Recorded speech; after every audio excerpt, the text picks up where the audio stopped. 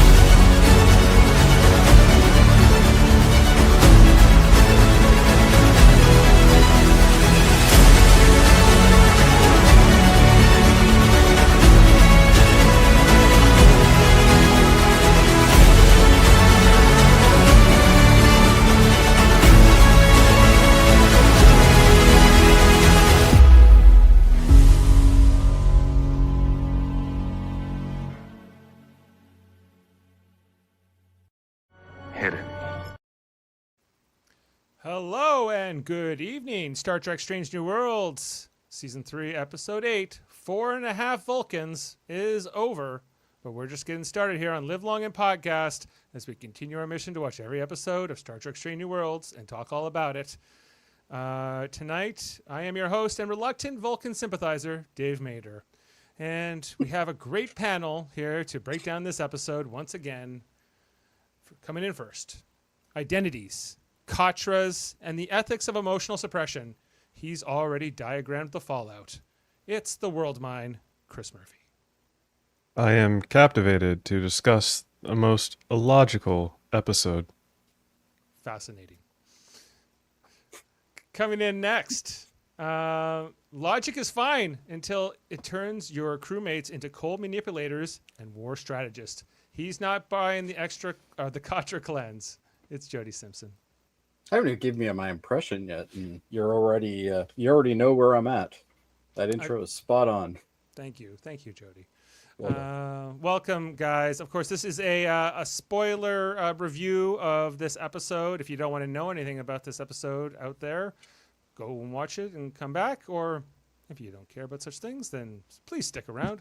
Either way, we're going to be diving into this episode and talking all about it and rating it at the end. So that is our mission for this evening. We hoped maybe Adam Woodward would be with us, but he had an event, perhaps, and perhaps it was rained out, perhaps not. Are you telling me we got a chance, though, Dave? We got to blame it on the rain, Jody. That's how it goes. Damn. It's a Milli Vanilli.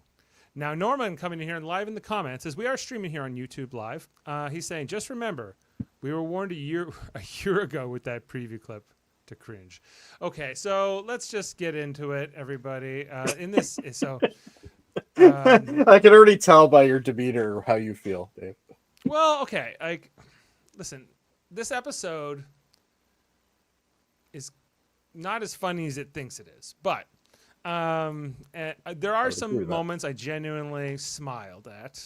I don't know if I not laughed, but smiled, perhaps had a bit of clever or something along those lines. I don't know, but my problem, as you know, is I like consistency. I like them to stick within the canon. They do throw in a line here, a voiceover by Una in one of her logs, which I feel it was definitely added after the fact to address this issue, where we have four humans, crew members of the Enterprise in this episode, are injected with that thing that's going to Kirkovian whatever serum. That's right. Of course, how could I forget? And the serum can change you into physiologically into a different species. In this case, humans into Vulcans. 2 words, thumbs down from Justin Velociraptor. That's 4 words, but I get where he's going. Yeah. Now, in the episode, they get the Vulcan, and it as we saw, because we went through this last season with Spock becoming fully human, right, and him losing some of what made him Vulcan, not physiologically but psychologically, and that's kind of the thing, is that Vulcans do not have logic and emotional suppression because they're born with it, because it's genetically inherent. It's a cultural thing. It's something. Yeah, it's a trait that they phase out of themselves with discipline. Yeah. It's not like Romulans are born being logical and then choose to become like sneaky and treacherous and xenophobic. Like, that's a cultural thing. Emmanuel saying, I was Trek culture, and one Watching. He was probably I think he watching means Trek watching. Culture. I was watching Trek Culture, and one of the hosts described this episode as a too long of an SNL sketch. Yeah, that's not inaccurate. I'd love to know which host that is, because it might be one we know. Was it Sean? Was it Sean? Yeah, it was Sean. I'd imagine. It was I Sean. watched the episodes too. Oh, did you? Right. Now they try. It's not wrong.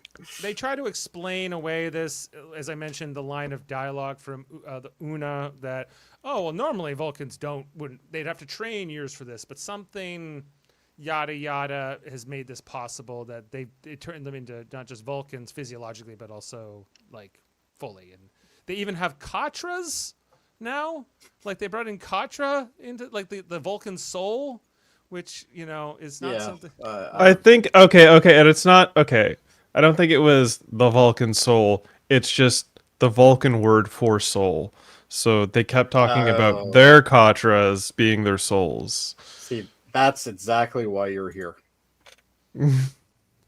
Okay. For me to get the interpretation from Murphy. Yeah.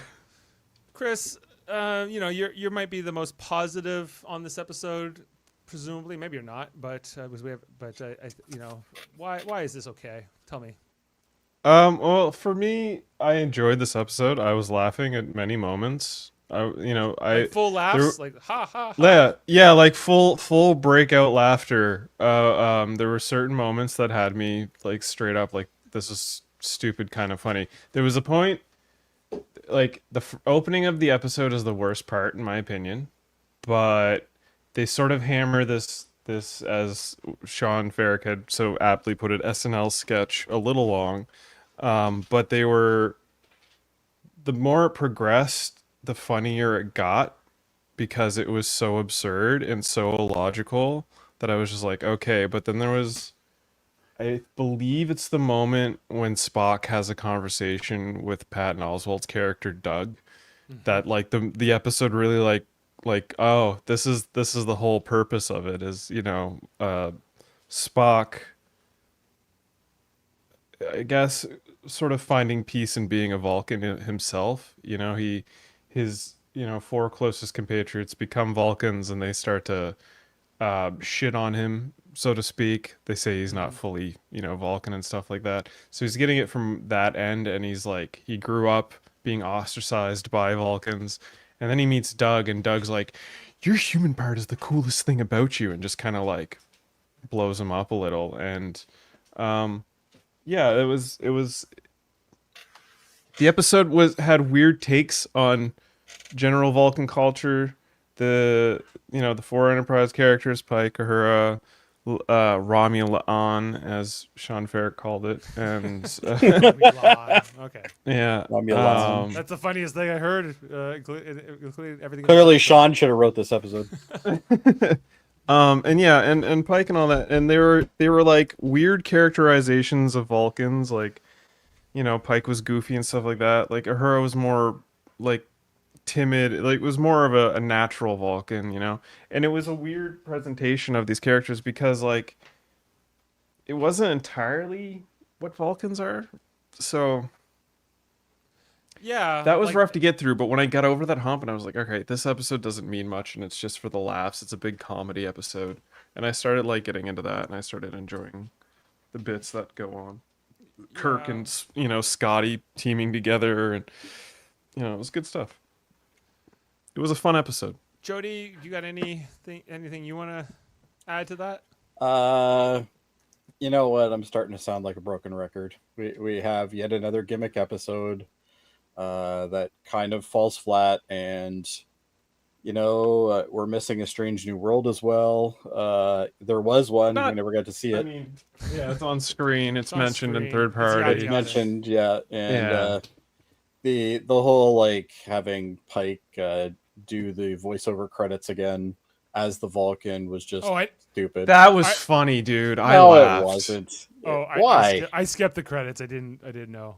The credit. What? Yeah. Oh no! I thought that You're was not a missing funny anything, little Dave. pitch. You don't need to even bother with it. Actually, you are. It turns out they've added that butterfly into the credits. Yeah, the From the butterfly last was in the episode. credits this time. I didn't think Yeah. they would change it within the season. So, Yeah, it doesn't shock me. unless it was. It's all like- CG. They just basically just pump out the trailer at the beginning as well. So, I'm sure they just put it in the episode now. For me, Patton Oswalt was the best part of this episode. I thought the whole Patton or Doug. What the hell does that tell you? I'm not even necessarily a huge If fan. Patton Oswalt is the best thing in this episode in a Like Star Trek episode, his whole thing with But Una. he's great in a lot of things. I don't get it. What's the hate on Patton Oswalt? I don't hate I'm him. not hating on Patton Oswalt. It's just he's not. I know, but a I character don't known for love this. him as seemingly as everyone else, much as everyone else does. He's fine, and he was pretty good in this. I thought him playing the Vulcan worked pretty well. Yeah, I like him in a lot of his stuff, like Brooklyn Nine-Nine when he did the guest stuff on that. That was great. Yeah, he's I thought because with Rebecca Romaine being so tall and him being shorter, it's kind of a fun. And her Well, just being like, ignore everything that's about to happen. I can't control myself around this person. Yeah, Like, and she's that just shit was literally funny. like, and they couldn't find an attractive Vulcan for her. She had to have Patton Oswalt. Yeah, like it's the it's short, just like the short chubby guy. I'm not trying to chubby shame. I am one. But it's one of those things that I just the last scene before the final the last scene just before it zooms to the bar with Kirk and Scotty is her getting up in her black dress, and you really see the difference as she walks over to him though. Yeah. It's just like Yeah. wow. Norman saying it was more of an 80s sitcom comedy than gimmick, and not a good one in his opinion. Emmanuel saying, one reviewer brought up, so none of Spock's crewmates are racist against him, but as soon as they turned Vulcan, they were? Like, why? And this is one of the many logic puzzles in this episode. Well, yeah, I could also bring up the fact that Spock original series is much more prejudiced against humans or way more disparaging of humans than this version of Spock is in when he's younger. Maybe there's a reason for that we'll get, maybe not. But there's some interesting things. Okay, so with those things aside, this episode is it's kind of a bottle episode. It's kind of a comedy, an attempted comedy. There's some parts of it that work okay for me. But overall, I'm not super hot on it. I think that mostly because that's not what Vulcans are. They're not born being logical dicks. They just well, they never they yada yada over that by saying because it was from Spock's genetic DNA or something. They essentially got his training in maintaining logic and all that stuff.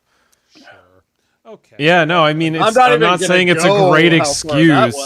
I'm not even gonna say it's a great reason or excuse as to why they transformed and their hair changed. There's no rhyme or reason to it. It's just one of these episodes you're gonna be like, all right, we're getting a wacky fun episode. Let's see what happens. And because I think they went too much for the comedy, and I think there would have been a way to do this that would have made more sense in the universe.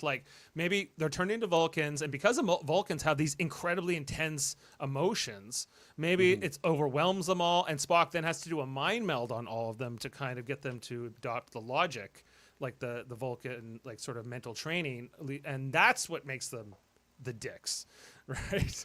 I believe it's also each one was sort of represent an amplified version of them, of their personas as well. That's why Pike was so goofy, and that's why La'an was so shifty, and that's why Uhura was fairly normal. And what else was it? Chapel, right? Yeah, Chapel was so ancillary to all of this that I kind of forgot she was in the episode. It's like, Well, yeah, like I didn't care when she like told Spock she didn't want to be friends anymore. I wasn't really like I didn't because I was like this is going to get resolved when she broke up with Corby. Not that I was invested in the relationship. I think that like the only thing that kind of threw me off with Uhura was that she apparently did a mind meld on Beto.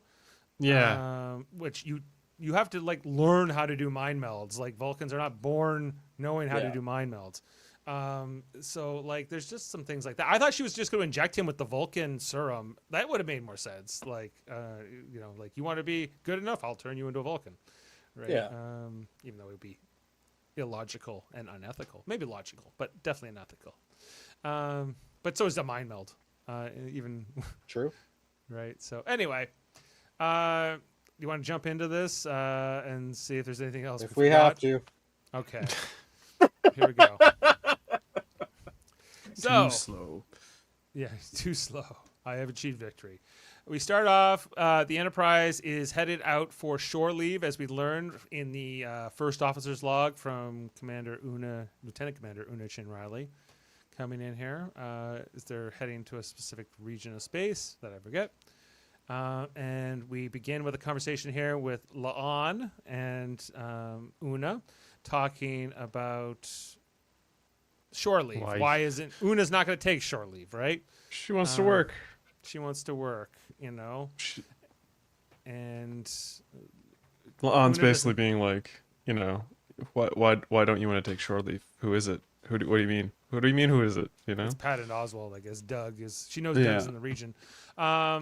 Just then, Spock arrives up to their table and says, "Hey, can I join you?" And La'an shuts him down. Says, "No, you can't sit here with us. This is official business or something." We're debriefing and eating. Debriefing, yeah. So go find somewhere else to sit, Spock, who is her, boyfriend at this time. So he says, "Very well," and he moves off to another seat in the lounge. And then Una says, "What was that?" And she goes, "Oh, I don't know. We said we weren't going to make it weird, but didn't I just make it weird?" Yeah, It's super weird. Yeah, super weird. But she did. So This she's dialogue is just something. All right. Yeah. Not bringing you in, Jody. You're not. Are you invested? It's not in helping me. Let's put it that way. Yeah. The weirdness, the awkwardness of it all. Yeah, exactly. It's Jody doesn't like relationships in his Star Trek. Not really. I'm actually fine with relationships in Star Trek. Thank you very much. There's a lot of them. Is it more like the I don't know, like the young single kind of thing? It's like the whole like, oh, I'm fabulous and I'm looking for fabulous. It's like, what? Like, just leave it be. But I don't know. I don't get it. I don't get why they even have to have that in there. Like, what does it really matter? Well, in this whole episode, what does it matter? In this episode's all about relationships. Whether it's Batel and Pike, whether it's Uhura and Beto. We got Doug and Una. We got, of course, La'an and Spock. We got Chapel and Corby. It goes on and on. We got Kirk's in the mix. Kirk and Scotty. Kirk and Scotty. We'll see where that goes. So it's.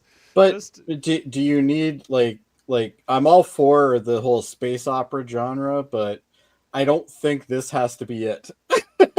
Like, this is literally a soap opera, this entire episode. I was watching this episode and feeling like this feels a lot like Melrose Place or like something. 100%. Yeah. 90210. Yeah, the mature young soap opera. Yeah. See, when I was watching this, my thought was, this is probably what Starfleet Academy is going to be like. There's probably going to be a lot of this. It's probably going to be even more so because it's even about more younger people in early relationships in their lives versus like these are more like adults who should be past some of this stuff. But and even in the teaser for that, we already saw how everybody stares out windows and dreams big and stuff. It's like, whatever. Anyway, so I'm not a dreamer. I guess that's what it comes down to. No, not you, Jody. You're Mr. Practical. I'm practical. Yeah, for sure. So after that whole scene in the mess hall, we go to the gym where Captain Batel is sparring with Captain Pike. I liked this conversation. This was well written. Yeah, she's apparently now we've established that her strength is increased now from her Gorn augment DNA. So that's a whole thing now, and she. You mad at me in a dream? Jeez. Yeah, you got mad at me in a dream. We find out. I like that she's- joke because I can relate to that joke. She was she's planning to meet with that Vulcan JAG officer, Admiral whatever his name is, that was in the last season. It was like something Audrey or something like that. Admiral Andor. Andor. Pasolk. Pascal. Pascal. Yeah, whatever. Yeah. Pascal, Anyway, so she's not looking to go back and being a captain of a ship again. Maybe she can go back become an attorney again, and a lawyer, a JAG officer. Now, I am fascinated by this career path she was on, where she was a JAG officer that became a starship captain, and I need to know. In the real world, has any Navy officer ever transferred from the JAG Corps to commanding a submarine or an aircraft carrier or any kind of command like that, and vice versa? I wouldn't say it's impossible. I would say it's impossible to go down, Well, it's because really you are going down in that scenario. I just want to know if it's ever happened.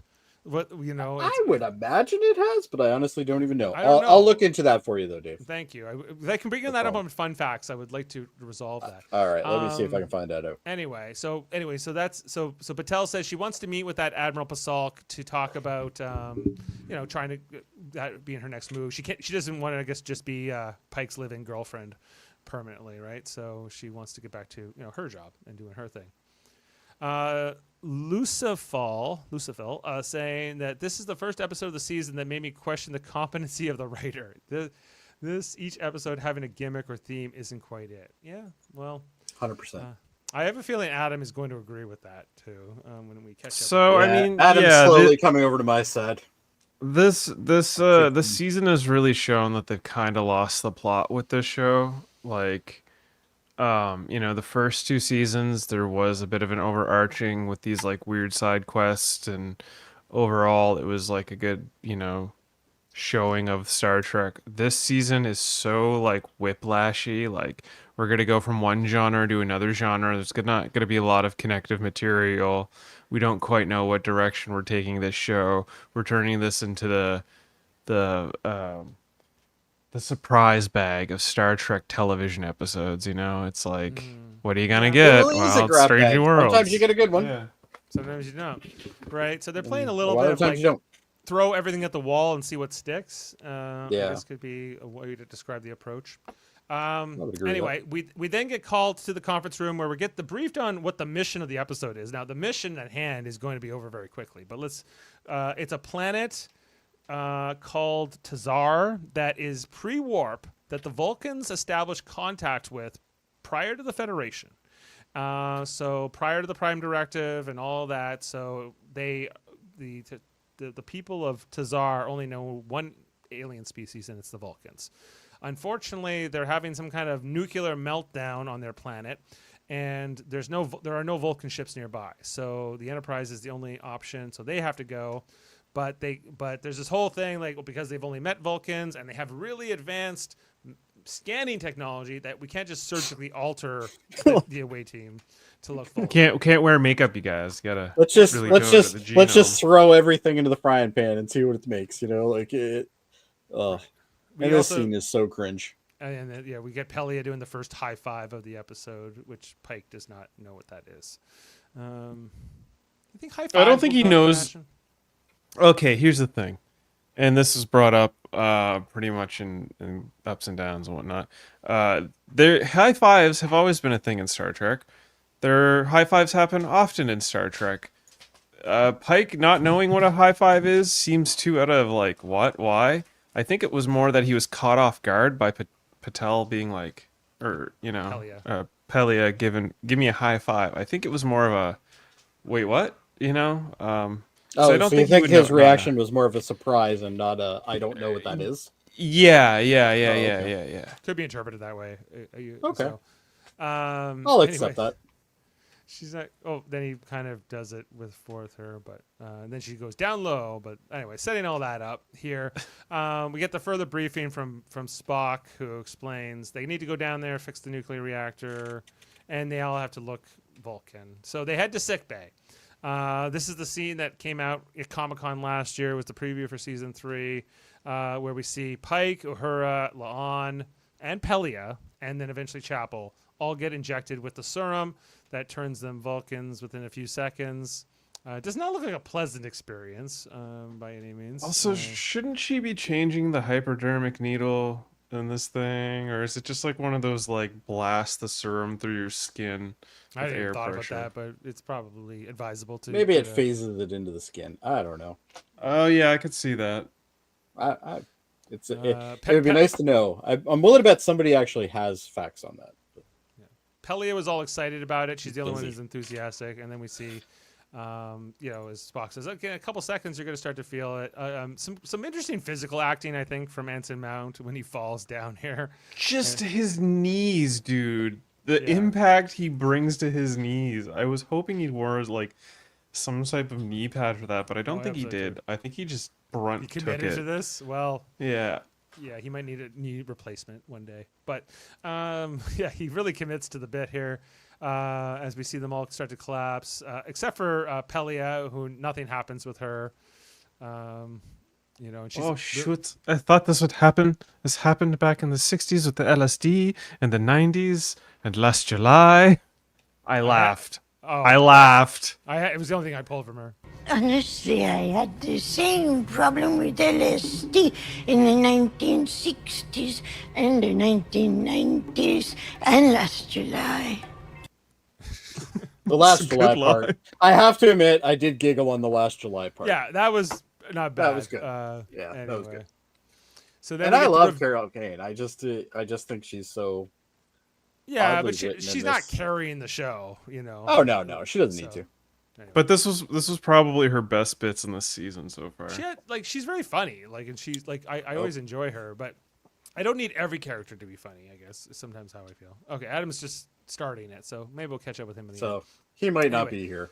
We eventually get the reveal here, like the hair changing. I think I get the eyebrows changing. But the hair itself is a interesting Yeah, the choice. hair was like that's a part of the whole like okay, you just have to suspend disbelief with this episode and just enjoy the ride because not every corner of this episode is gonna make any type of Yeah, sense. you have to kind of go, okay, whatever. Yeah, it's one of those kind of ones.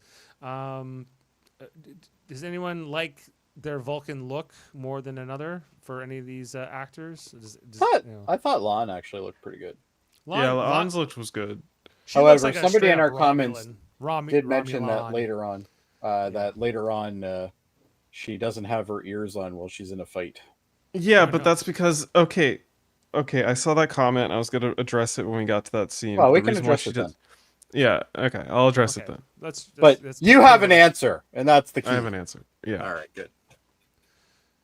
Anyway, now and they immediately have all turned into Vulcan logicians, and they're all like pointing out that Spock is only half Vulcan, and therefore there's 4.5 Vulcans present, and whatever else. So And Spock's- the only thing Omega can tell you is that essentially, oh, that didn't work on you because you're different. yeah, That's Yeah, all he he doesn't says, even- and that's literally his only line in the whole show. thanks, Doctor. Because she's a Lanceonite or whatever her species is. Lathernite, right? I guess. Like, Lancelot? yeah, it doesn't work The on her. I don't know. racism in this crew is insane. Anyway, Anyway, so then they all get ready to go down for the away mission, putting on their Vulcan gear. This was the Kill Bill sequence. Them yeah, walking where down the hall. they play a song by who is it? Something Romance, I think. Yeah, I can't but, remember. them but- looking all badass. It's a modern song, so Did but they it really wouldn't need be to bring a modern for Vulcan them. Lurpa with them? I'm not sure they would need to. Not for this type of mission. They I can brought a understand lot of somebody having a things. gun.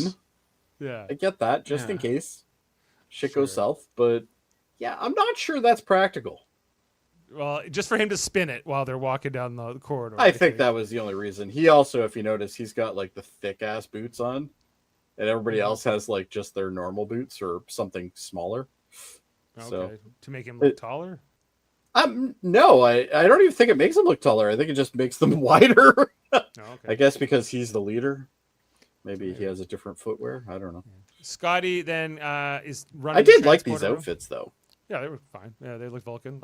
They were the most Vulcan thing in this. Anyway. Oh, the ears are so pointy. Yeah, Yeah, ears are yeah, so pointy. so pointy. Yeah. They get beamed down, right? Spock's looking a little like, Well, what have I got? Yeah, he just goes, yeah, there's gonna be Una, 4.5 Vulcans, To beam beam down. down.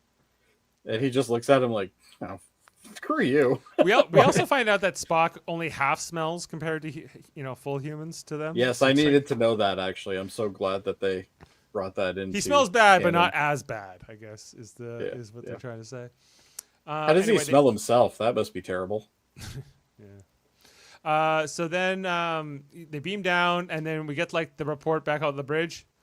The problem's solved. The ratiation's gone. They've That already ensign there, she already had more lines than Mbega in this entire episode. Oh, I What does that tell you? Yeah, I don't even remember her name. yeah.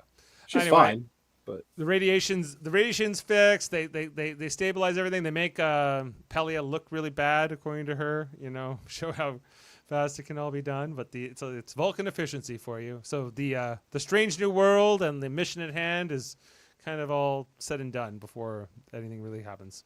Norman saying, I would rather have this episode be the mission on actually a strange new world. Jody? you agree with yeah, that? funny that. And Norman's also saying they still have not explained Una's hair from a few episodes ago being all that in that bun she had. I'm willing to bet that in the next 2 episodes you're going to see it again because I don't think they shot these in order. I don't Because think, or they did. these are reasons. completely out to lunch if they did shoot them in order. Yeah. But I Anyway, don't think they did. the Vulcan away team returns. They've got it all completed, and they're injected with the counter serum that's supposed to turn them back from being Vulcan. I love how like Spock was just like their He's like the man. bag boy, basically. he's the yeah. bag boy of the group. Like they treated him so badly. Oh, look, there's Mbega again. Yeah, he's. Oh, he sure- does He's say fixing something there. Any second now.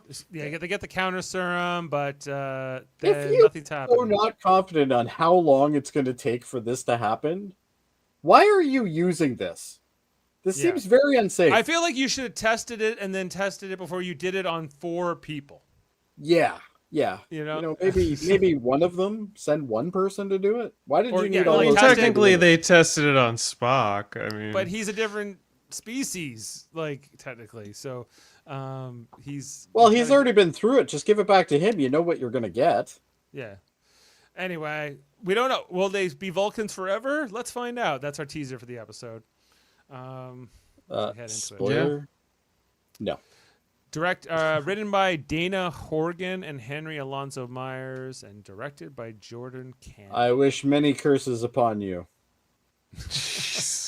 Well, maybe not the director, but the So, writers for sure. After the credits, which I'll have to go back and watch the Vulcan version of Hey, Pike's. you're not missing anything, I'm sure honestly. not. Like, how different can it be? He's pretty. He stoic literally in the just original. says it without any emphasis. That's all. yeah, he's doing it like a Vulcan. He's like like- it's. I thought it like, was funny. I thought it was a funny Seek bit. out Alright, new I gotta check it world out. I gotta check it out. And Anyway. 2. What they do, they got to get Kirk to do it. That's no. So we come back on the Enterprise. They're in sickbay, getting examined, trying to figure out what's up here, but they don't have a solution. So they're gonna have to remain in Vulcan form indefinitely until they can do the research here. There's Chapel looks pretty good as a Vulcan too. Yeah, Pike is the weirdest Vulcan of all the Vulcans. He looks like if a Vulcan was designed by Mike Judge. Yeah, Not He's even the way he literally looks, like Beavis and Butthead version of a Vulcan. but the way that Anson Mount plays it is so different. I guess. Yeah, you know? it's I am very so goofy. glad he was not cast as a Klingon or as Vulcan. anything else, really. Yeah. He's like, I can see him having fun with it, and so that I do like made me smile, not laugh, but there, you know, in the same way that like I guess an SNL skit would be a good comparison, like when Jim Carrey pretended to be Captain Kirk on In Living Color or whatever, you know, he's having fun with it, but it's not serious. Oh no, and I think it's fine. As It's long more as he parody. stays- It feels like more parody. As long as he stays human, I'm good. Yeah. Yeah, like to hear Anson Mount, how close he stands to Dr. Benga when he's talking to him. And the What humans is your stink so professional bad. Why assessment? is he so close to them? Yeah, this isn't quite not logical. Maybe Mbega really doesn't smell bad though. Maybe he's the best smelling of all the humans. I could buy that. I just love the eye roll Mbanga gave Pike as he got close to him. He's like, "What is your professional assessment, Doctor?" And he's just like, "You guys man. should stay on the ship for your safety. No Yeah, shore leave for your you. no shore leave for you guys." Right. The world does not need another 4 Vulcans.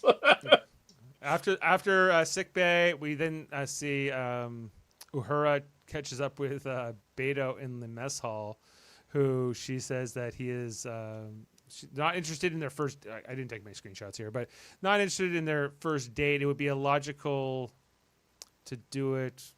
I can't. It was okay. So basically, what happened here was Umberto was like, "Oh, I was here for your, time off," and she's like, "You wanted to have a date, but you didn't plan the date. And if you didn't plan the date, that means you probably didn't want the date." He's like, "Wait, what? No, no, no, no, no, no, no, no. I want the date. What are you talking about? We're gonna go on a date." And she's like, "What? You did not plan it?" He's like, "I thought we'd wing it. Winging it is illogical." And she just sort of like repeats this sort of trope for another 5 minutes. Next week on He's like, Star "I'll do Trek whatever it takes to." 90210. Yeah, make it up to you, and so he. Yeah, he becomes a complete whipping boy and is like, "Whatever you want, whatever you want." Whatever you want, Neo. Yeah.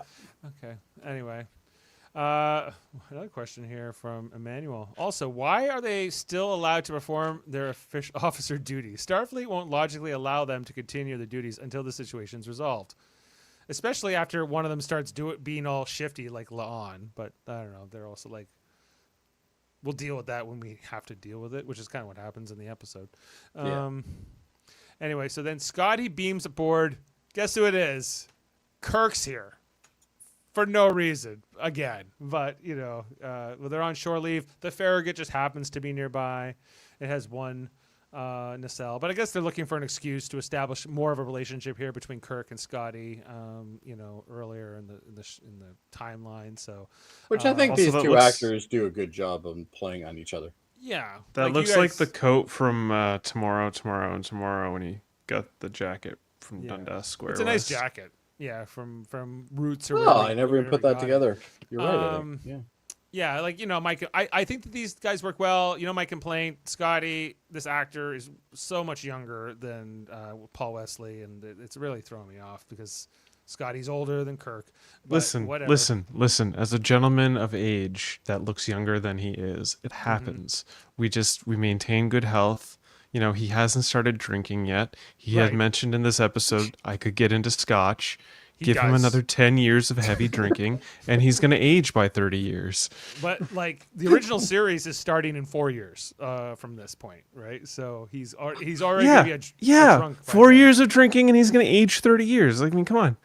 Then So, why I mean- is Kirk here? He's here to see his brother, I guess. But his He was the brother, most short-earned reason for him to be here. Yeah, really. yeah. And they wouldn't he even pay his brother to be in the episode. Like, wow. And then we find out Kirk wants to see La'an, even though he completely said he was not going to see her because he was going to try to make it with Carol Marcus. Kirk is the next door 80s sitcom neighbor. Start applauding when he turns up. The laugh track orders you to. Is he the Kimmy Gibbler of this show? Is that what Oh we're my saying? god, he might be. I think he might be. Maybe it's the Kramer. Anyway. So then we go over to Pike's quarters where he's cleaning everything with Patel there, saying, "We've already cleaned everything." Well, I'm cleaning it again. We need to get everything ready for the Admiral's dinner that's coming over here. What another useless scene. More precise cleaning. More precise. It's just cleaning. meant to show how anal Vulcans are. Yeah, which But we already know this. I like Patel's outfit. That's the nicest thing I got to say about it. The scene, but You got to think of it this way too. There's probably a lot of people watching Strange New Worlds and getting introduced to Star Trek for the first time. So maybe they're not totally up and up on like how Vulcans They've had are. 3 and such. seasons of this Spock. Yeah, They and still he's know not. this. Yeah, but like the 3 seasons of this Spock is still a softball version of Spock and general Vulcanism. He's a Vulcan that acts very human and immature a lot of the times, as opposed to say like T'Pol from Enterprise. yeah. or 2 Vulcan Voyager. She just Yeah, likes right. that decontamination Jill. Anyway, Don't we all? Well, Pike would like if she used some because he was saying how the human smell is everywhere and she can't perceive it, and he needs to clean up all the laundry here, and he starts like compressing the laundry bag and acting all weird. And I do like when she sniffs herself when he leaves.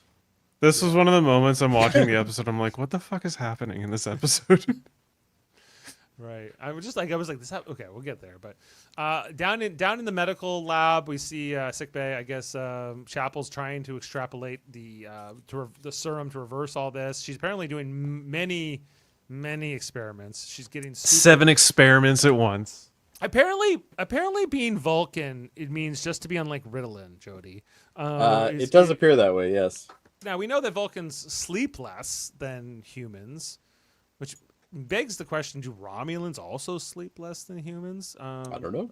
Or is this more again a cultural? All I thing? know is, if she's doing 7 experiments at one time, she only still has 2 hands. So I'm not totally sure how she's achieving all this. I'm guessing she just has that many running. She's mid-maxing. Have you never done like 3 different tasks at one time?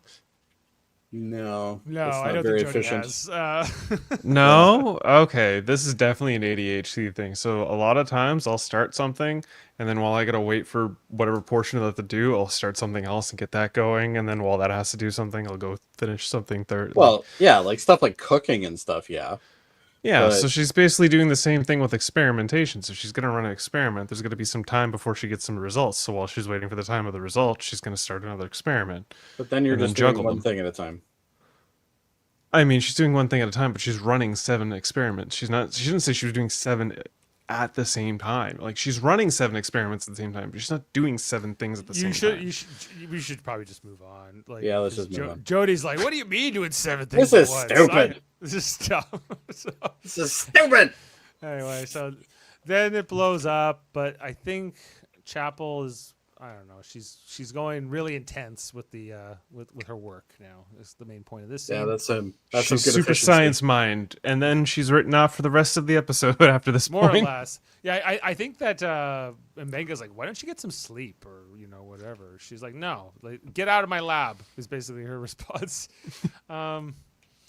Anyway, I don't think then- they can make that girl look bad, though. No, it's hard to. It's hard to make a Hard to make beautiful that girl Australian look woman look bad, yeah. Yeah, It's so true. She's got that Margot Robbie Them Aussies kinda got some good look. genes. Yeah. Oh, I guess I better not say that, eh? Oh. Some trouble. Jesus Christ. Let's not get into that fucking spiral worm. Anyway, down in the mess hall, La'an is having a drink here with Kirk and Scotty. She's talking. I'm with you, Norman. I don't get why they were hopping in there. Like, they didn't switch their uniforms. All the other Vulcans stayed in their silly, jeweled, bedazzled. I think they do badge this robes. just so we don't forget they're Vulcan. They're or Vulcan. something. Yeah. You're But- like, wait, this lawn is just crazy. yeah. Yeah, like the hair and the ears weren't good enough. and the like- eyebrows and everything. Like, it would be. I wasn't going to forget. They almost should have just put goatees on all of them so we knew they were the evil versions. Right. Anyway, This should have been a mirror episode. This would have been great as a mirror episode. we see that this Vulcan being turned into a Vulcan is affecting La'an a little differently. She asks for Scotty's pads with access to all the engineering specs around the weapon systems because she's becoming. So I got a increasingly problem more with this militant. pad thing. Yeah. All right. So basically, yeah, he relinquishes it over to her. She starts going through it. They decide they're going to go get another drink, and then she pisses off with the pad. Okay, so here's the problem I have. She is head of security. She should have, at some sort of point, have the ability to take any electronic device on the Enterprise into her possession. That's just part of the job. That's what Scotty is like. Well, technically you're my boss, so here you go. I shouldn't be handing Yeah, this but off. but then Kirk's like, oh, she made off she stole your pad, and he's like, oh, and it's like, well, she didn't really steal your pad. You can do whatever you want. Right. Like this Scotty mean this timid is also a different choice, I think. Yeah, I'm not like, liking timid Scotty. For sure. this James Doohan was never timid. Like he's friendly and whimsical and all Very that, whimsical, very friendly, very kind, but he's also the guy that you're not going to piss off. Like And you piss not him a off, he will pushover. show you. Yeah, he's not Like, look at how many times he told Kirk to basically go row a boat. You know, like it was it. Like he or went all the way times through that Scotty was in command of the Enterprise, and you had to go like in combat or whatever. I just feel like we haven't gotten that catalyst moment with Scotty yet. Like this is supposed to be sort of a post PTSD, somewhat immature version of Scotty. He's starting to figure himself out, like as with a lot of these characters are supposed to be. Because like I believe they're trying to set up a spin-off where they want to do a show called like Star Trek Year One, where it's these versions. Well, we'll see. Sorry, Because, I just read this. what does it say? Yes, Jody, bring up the eugenics wars next. It's relevant because of Romulan. Justin, why aren't you here? Yeah, maybe they'll do be that. here. Like I was looking at the Star Trek timeline earlier, and like most of Kirk's first year was not shown on screen. So you could potentially do that. Like, and Gary Mitchell being a character, I think could be interesting. Before he gets turned into the crazy. Yeah, man but are we gonna stretch one single year of Kirk's run as captain over 5 years? No, Like- you could do it as a mini series, but I don't think you can make a whole show. But that would be my take. Or you can do Kirk's second 5-year mission in the set, after the V'ger thing. It would be another choice. But anyway, so then they go. There's the whole part here where Scotty's like, "I'm afraid of Lon," and Kirk's like, "She's acting kind of manipulative. Like she just stole your pad, and she's going to do it." So then they. Oh no, I can't help if anyone find out. Would you help me find her? Yeah, don't tell anyone. I gave away all those schematics, So Gave away all the schematics to the highest secured level officer on the Enterprise. Yeah, that's going to be a problem. and then meanwhile, while Una's trying to have a sandwich nearby, A cheese sandwich, by the way. It's just a sandwich with 2 pieces of fucking Kraft sliceables. Yeah, look with the crust cut. You say that like that's a bad thing. Anyway, she's about to have a bite, but then she gets interrupted by Pike, who calls her to the mess hall or the ready room, I guess, right away. She's like, "Can you Add a all leaf." just leave me alone? I'm tired of being Enterprise space mom." Yes, But to be fair, out of the whole season, this is the one episode she's gotten the most screen time. That's true. and it's probably her best episode Yeah. of the season. Which She's really good in this episode. I agree. it's not It's not a food cube. a this food time. cube. Yeah, Where how are come we the haven't food seen cubes? Yeah, where are the food cubes? Yeah. That's a very good point. Anyway, so this is where we get the scene here. Like, hey, where are the chairs? Chairs are inefficient. We must start the meeting. This will be brief. And He speaks like a Dalek. yeah, he does. Exterminate. Exterminate. Yeah, he does. He has like almost a robotic android delivery. Anyway, this is where they reveal. The serum has been devised, and they can be turned back into humans, but they do not wish to be turned back into humans. They want to stay Vulcan. And this. I say we Tuvix this shit up. Like a cone head. Yeah. And everyone's like, "What? You can't do that." Like a cone. Anyway, so then Una's talking to Pike afterwards. She has to move the chair all the way over because he's moved all the chairs. He's like, "I am the captain." Emmanuel's saying the reason that Lon starts acting Romulan defies logic. Her augmentation genes are evil all of a sudden. I don't know. We'll get to that. That gets back to the eugenic wars. She is technically a little different because she's descended from an augment. So she's human, but she's not. She's a little different.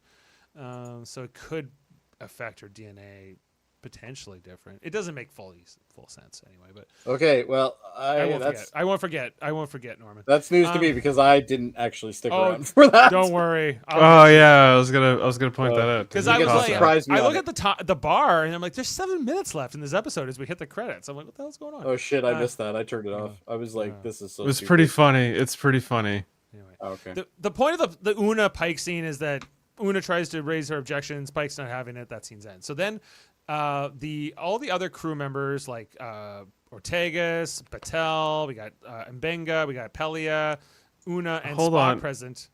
There was also a small brief thing in the Una and Pike scene because she wanted to be like, why are we going from like morning and night shifts to 14 shift schedules with 45-minute increments? He's like, yeah, and with 5 separate delays. It's like, Oh did you yeah, not the even read 45-minute it? shifts. I forgot about that. Yeah. Maybe it's kind of like when Jellicoe wanted to go to a 4th shift, I guess, just to be disruptive. Anyway, so Pelia's quarters, we find out, are like, it's kind of like a cone of silence. Like there's no scanning there. There's no monitoring. Well, they probably can't scan through all the crap she has in Yeah, her room. there's too much technological variations for them to actually like eavesdrop in. She's like, I don't like anyone to know what I do in my personal time or who I do it with. Right. So anytime you want to have a private conversation on the Enterprise, I guess you come here. Is the idea? Of course, they're gonna use this set as much as possible. Look at how much work was put into They've it. already built it. Yeah. Jellicoe. I like her times- jukebox though. Jellicoe does. very Yes, pretty. exactly. There was a post-credit scene. Yes. Go Yeah, watch it. I might actually mute myself and watch it on my phone, just so I know what the hell we're talking about. Well, hold on. We're gonna get there.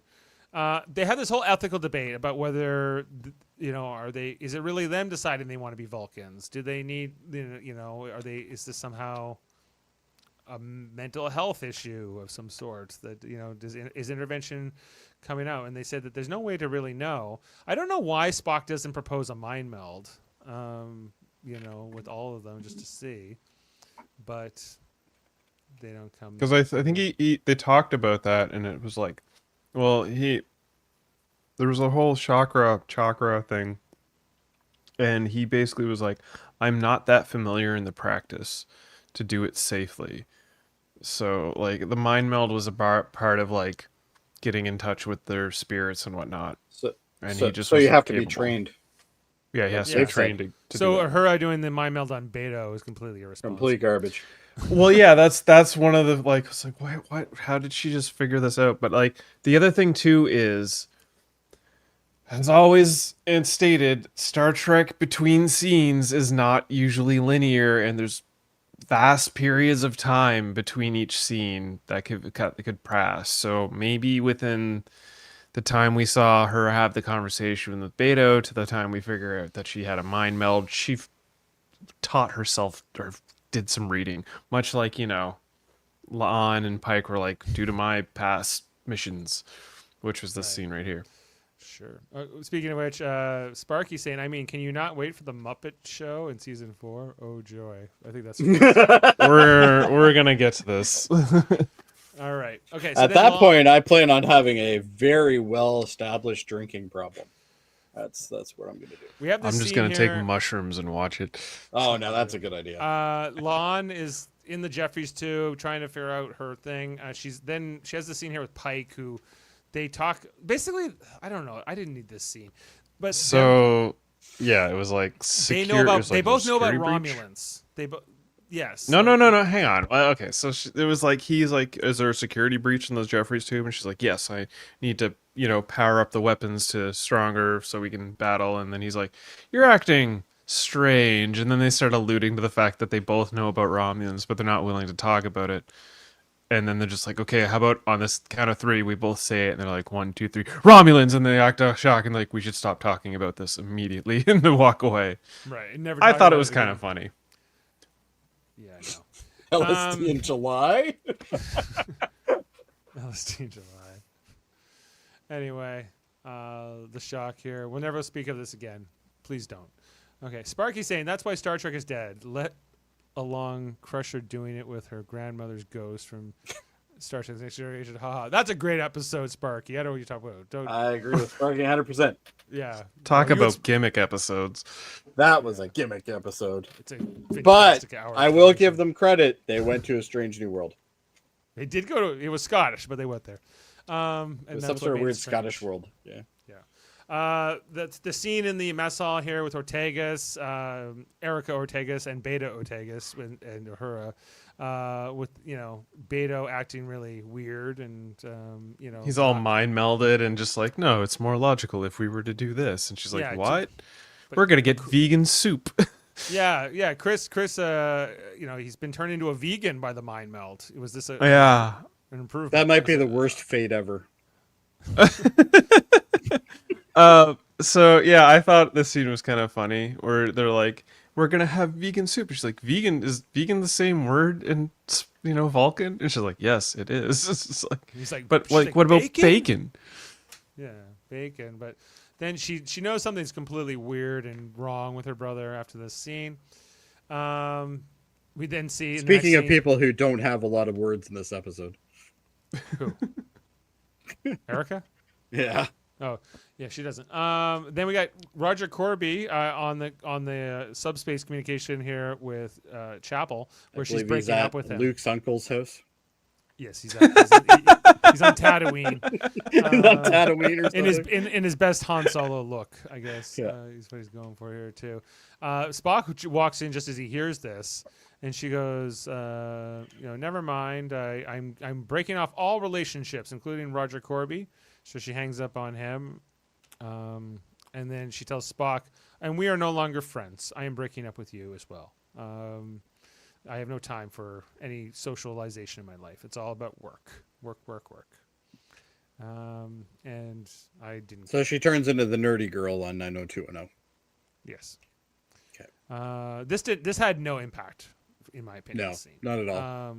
Not at all. Yeah, it was Not a even very sure why I was here. throwaway. Like, I'm going to break up with you for a fourth time. It's like, yeah, but we're friends. Like, no, I'm breaking up with this friend. I'm too busy. It's like, okay, and then we don't see her for the rest of the episode after this scene. Yeah. Right. So they're I guess they're just trying to establish that they're all being jerks in various ways, but In their own little ways. Yeah. Yeah. Then we got Scotty and Kirk who are looking for Lon, just for Lon to like sneak up on them while they're talking about this whole thing. She gives back his pad, and then they're like, "We're gonna work on the weapon systems. You're gonna follow my lead and do what I say, right?" And so Kirk and Scotty are going along with this until they can kind of figure out what's up. Because what else do you do on shore leave other than this, right? I mean, realistically, yeah, you're gonna kind of want to babysit the person that seems like they're wanting to incite some sort of, galactic war. Yeah. You're gonna Well, they wanna don't see know what they're that part doing. yet. They don't know exactly what she's up to yet, but it doesn't seem good. It seems That was the best part of this episode. anyway. So she's going along here. Kirk and Scotty keep following her and whatever she's up to. We then have the confrontation here with Erica Ortegas and Uhura, where she goes, "What did you do to my brother?" And this is where Uhura admits to the mind meld, which Erica is not too happy about. Dave, they have a fan of your Crusher. Sparky, watch the radio theater where Dave voices Crusher. It is a hoot. Well, it's true. It was. Yeah, so Ortega's all like, you can't just like mind meld my brother to be perfect. You like us because we're crazy. We are Ortegas. We are a chaos family. Right. And Uhura's just We're not talking about confused this episode. throughout all of this. So Erica leaves, kind of distraught with this whole thing. We got Una down in Pelia's quarters, hanging on the jukebox. I guess this is where Spock comes back, and I guess the impact of the chapel scene is that he's now like, okay, we got to do something. Something's not right here. It's one thing. Well, yeah, it's like she stopped being my friend. She's too busy to talk to me. We can't get any leeway. We need to go the ultimate route. I guess that was the impact of the scene, but I feel like maybe this would have happened anyway. This decision, like, we need to try to get somebody who is an expert in Vulcan spirituality and mental whatever, and there is somebody else. Pelia wakes up in the middle of the scene and says, "These 45-minute shifts are killing me." Shifts are killing me. Yeah. But Spock's like, "That's exactly who we need. Why have you brought this up first?" Well, he's my ex.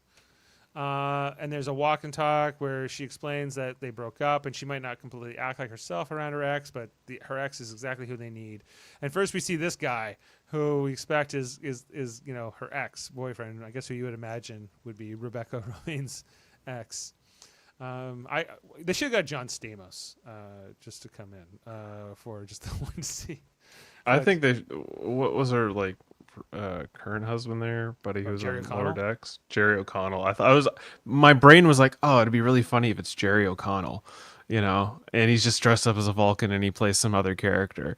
But then I was like, oh, of course it's Patton Oswalt. I forgot Patton Oswalt plays a Vulcan this season. Right.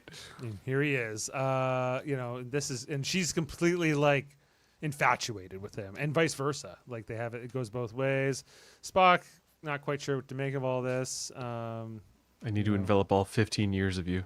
I need to know now. I need to know now. You tell me now, right? He explains that Like, it was funny, dude.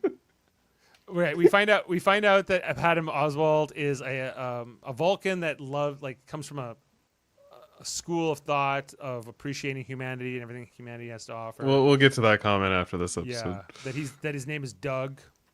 Please forgive me, but Doug is an unusual name for a Vulcan. My parents were drawn to human names. Perhaps you've come across my sister, Susan. She is an aide to the First Minister of Vulcan, or my cousin, Pete, who is a veterinarian.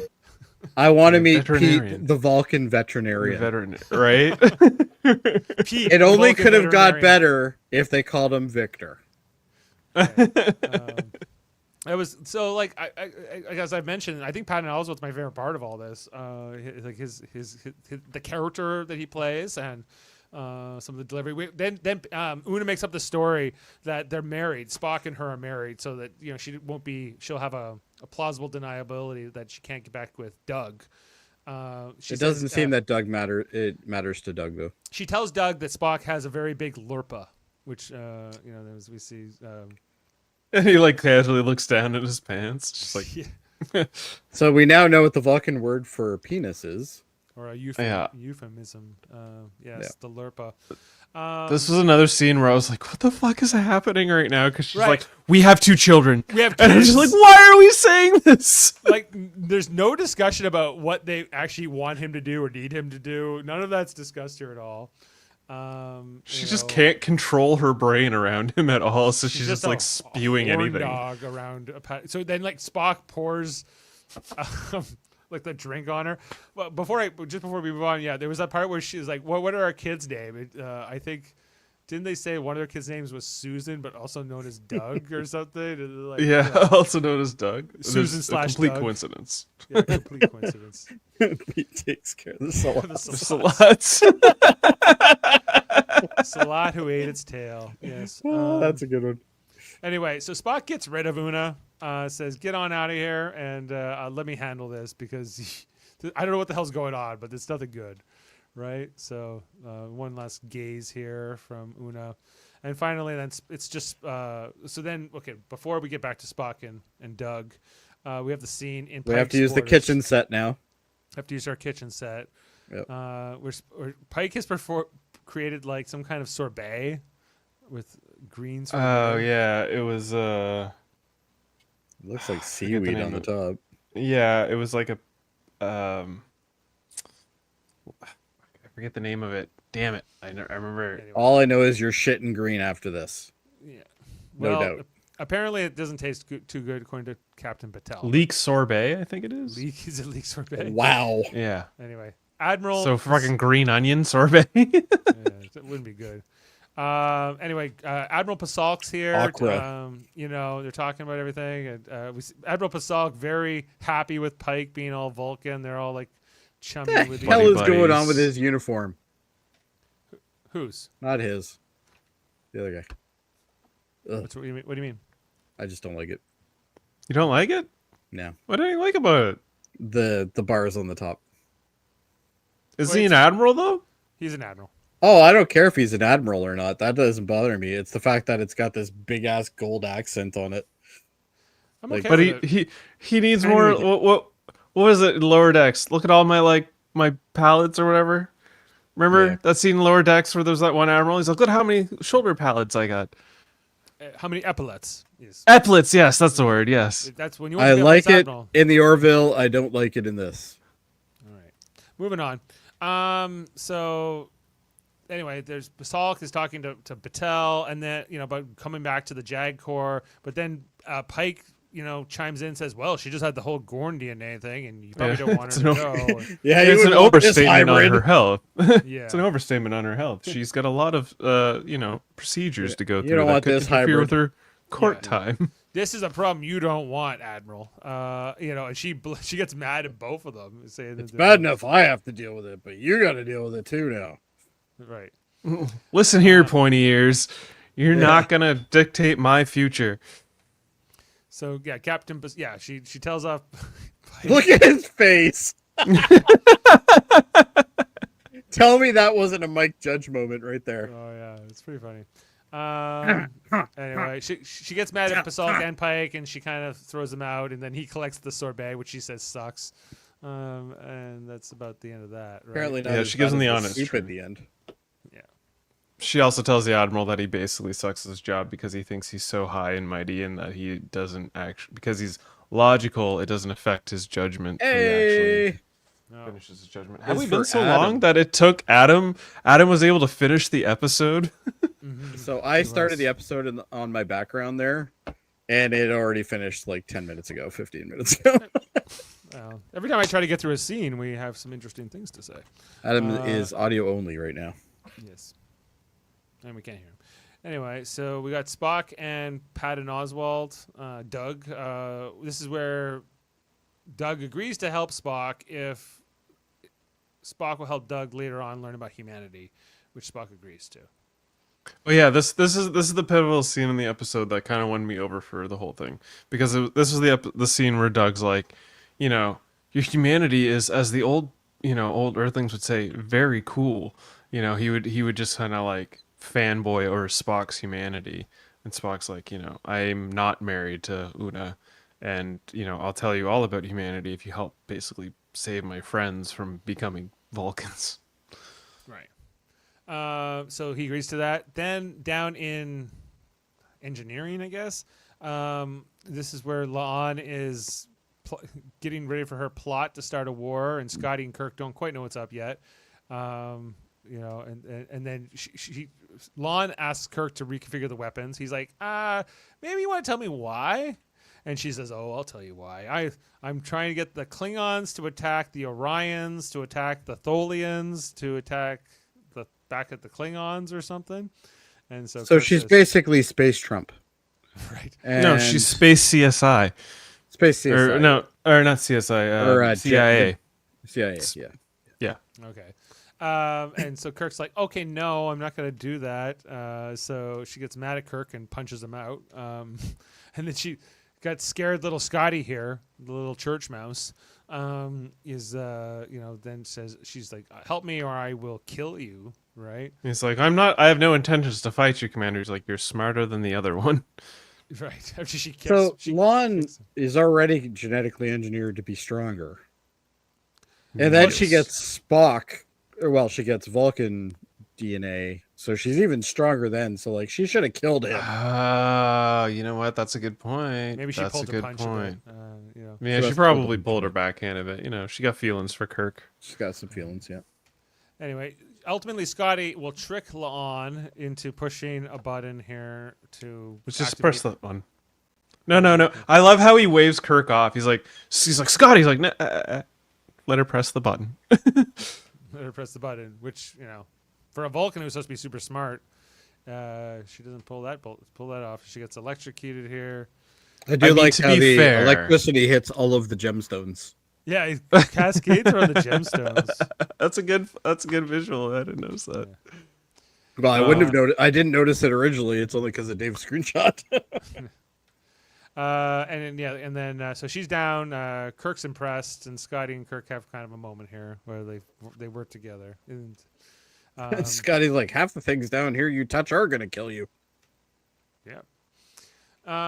Then we got a bit of a transition where now Chapel, Uhura, and Pike have all been restored to their human selves, and they're all just looking for Khan. Yes, they're all feeling a little down now, but I would have liked to have seen what did they go through to then decide they wanted to go back, and like none of that's shown. It happened as fast as the away mission. Yeah, basically, realistically, it's just like they were all like their spirits were reached, and they're like, oh, yeah, okay, I'm down to go back. I didn't realize I was being a complete asshat under Vulcan control, Right. I understand what we're meant to imagine happened, but like it's Yeah, we saw their transformation. Why couldn't I we would have see their I would have taken out de-transformation? that scene in the corridor with La'an and Pike not talking about Romulans and just give me something quickly where you actually show me what Doug actually did in the Yeah, episode. actually, that's a good point. Everything Doug does is What the hell off-screen. did he do? Yeah. It's probably just a form of mind meld. I know. My problem is show You it, didn't see it. right? Like, so anyway.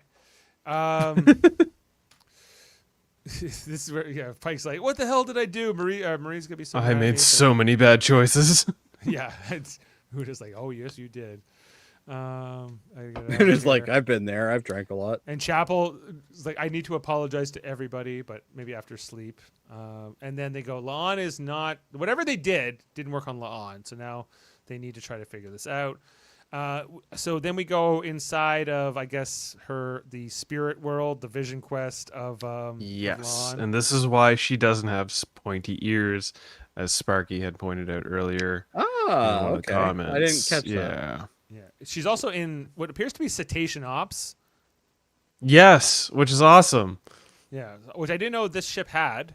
This Enterprise had, but Apparently, all Enterprise ships have cetacean ops. All ships are supposed to have a cetacean ops because they require the. And this was a question also, I believe, was why did they have whales in the episode? Because whales here. the whales have the intelligence to break down the calculations for them to map the stars and their trajectory so they don't completely crash. That's what the whales and cetacean observations are for. Interesting. Okay. So then La'an is confronted here by Spock inside of her. It's inside of her mind. This is like not a real place. This isn't really happening. Mind here. Palace. Oh, I like her. I like her little outfit, whatever she's wearing here.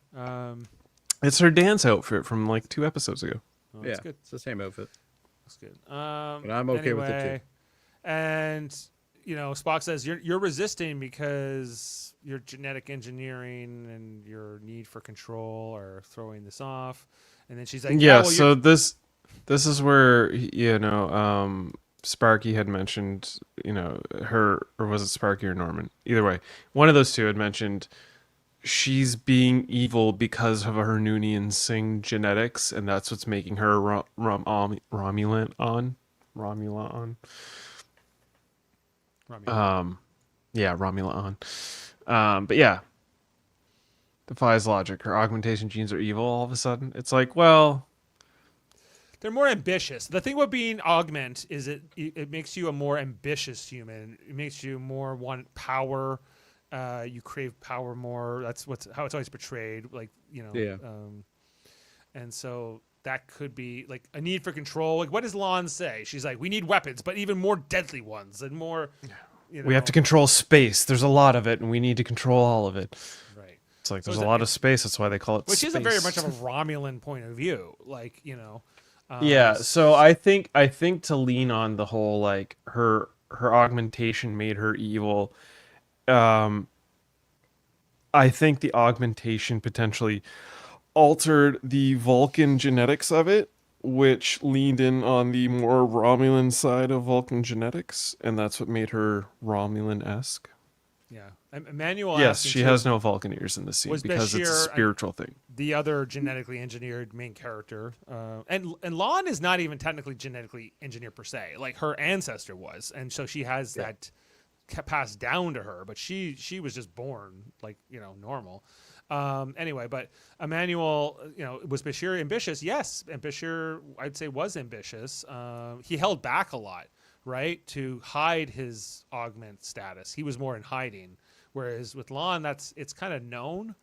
And she wouldn't be allowed to be in Starfleet if she was actually genetically engineered at this point, right? It's like it's that she's got a few traits that have been passed down. Then anyway, so then she tells Spock, you're a dirty half-breed or whatever, and then they have like this whole like fight inside of her Fight mind. that turns into an interpretive dance, and I laughed at the end of it because of of course it's turning into an interpretive dance. These two have been dancing for the past 4 episodes. Ridiculous? Yes. Made sense? No. Did I enjoy it? Yes. the spotlight following them as they fight around, and then they turn into this like romantic interpretive dance, and that's what like gets in touch with her human side, and she's like, "Turn me back to a human. I don't want to be a Vulcan anymore." I'm gonna start drinking now. Jody, were you loving it at this point? I've been drinking this whole time. Maybe that was the problem. I need to start. So, but okay, like as I've said over the season, I think that these two actually make a really awesome, like in terms of like just their chemistry on screen together, they look amazing as a couple. Oh, And- absolutely. But I don't think dance- every episode in a 10-episode season to be about these two idiots. especially there's- since we know that this won't last. Like we know La'an is not there by the time the original series is starting, so she's either going to die or she's going Or to leave she's the gonna ship. go off somewhere, yeah. Right. Okay, so that's a thought I had. It's like this show is gonna end with Una, Ortega, or La'an dying, and I would honestly end up more surprised if any of those three do not die by the end of the show. Well, I think that it's wide open for someone. And Benga can't die, and Chapel and Scotty and Kirk and Spock and even Pike, right? But those other three you've mentioned are open season. Well, Una was in the cage episode, right? So realistically, but the cage was set before these events, so she doesn't. True. She has no plot armor anymore. She can be. That's you can kill true. Yeah, good You can point. kill off Una Yeah. at any point you want. So Yes, Sparky, whales are helping them navigate space. It's been gotta be established. whales here. That is established. If you ever watch Star Trek Prodigy, which if you haven't given it a chance because it's a kid show, you should give it a chance because it's some of the best fucking Star Trek that's been produced, And it's hands canon. down. And it's canon. And they explain shit like that. Anyway, so Spock cures La'an with the power of interpretive dance and hotness, and it is all So been- hot. Yeah, you know, There's other things going on here too. Let's be honest. probably. Whatever that word was in Vulcan. Ponfar. No, not that one. So, anyway, I bet you he's wishing she was still Vulcan. maybe For Ponfar, yeah, anyway. for Ponfar purposes. Anyway, then after there's a transition after that, we got this whole scene here with Ortegas and Uhura, Is where she's anybody- apologizing, and Sad to see this guy go. I'm not No. invested in this. So Yeah. Honestly, I'm surprised he didn't die. I was half expecting him to die in an episode. You know, but like his officially I feel like his arc is done and we don't need to see him again in the final 2 episodes of the show. Well, and somebody earlier said, like, why is he even here? His documentary's done. Go. he's here to date Uhura, I guess. And Yeah, he's here for a date with Uhura. That's it. That's it. The So- season's overarching theme. similar apparently. similar to I the hope you dance. like similar to the Spock La'an relationship. I don't think this can last either because it not let me like I guess it's theoretically possible that Uhura was somehow married to somebody who we never saw and you know all that kind of thing, but you know or had some kind of relationship of somebody who was off the ship, but I don't get the impression she was ever married. you know, That she could had be that wrong. whole thing with Scotty. Like there was kind of a will they, won't they with Scotty in the original series, and And something. then in the kind of- movie, she's dancing naked in deserts. but Pretty sure that would be a well, problem. That was for the mission. She made it with Kirk at one point, so That was against her will. So I don't know.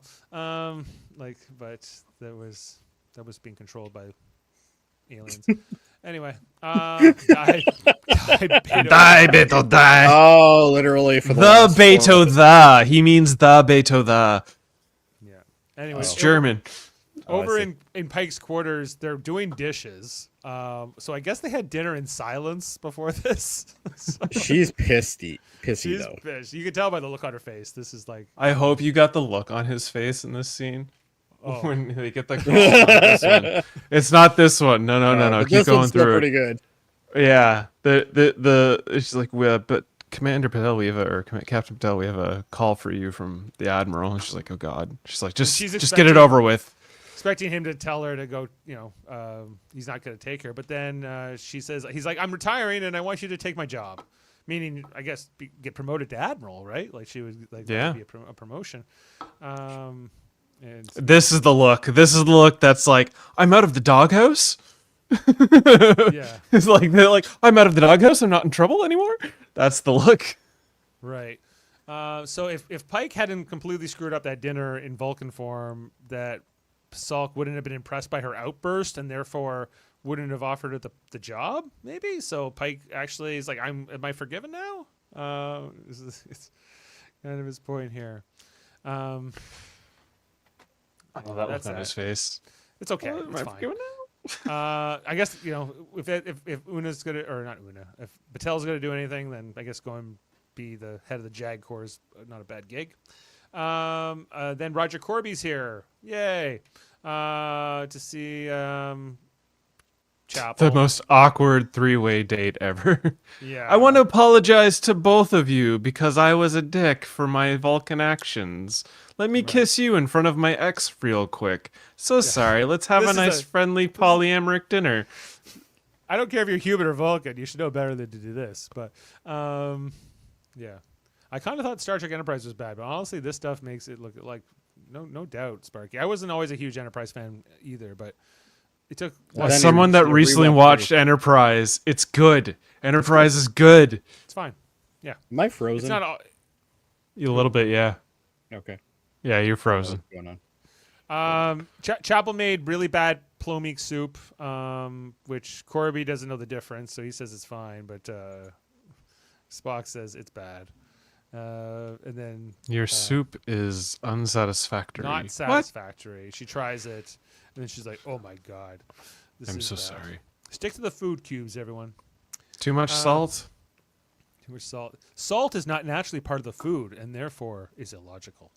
So then we got here Una and La'an having like a final drink here in the mess hall.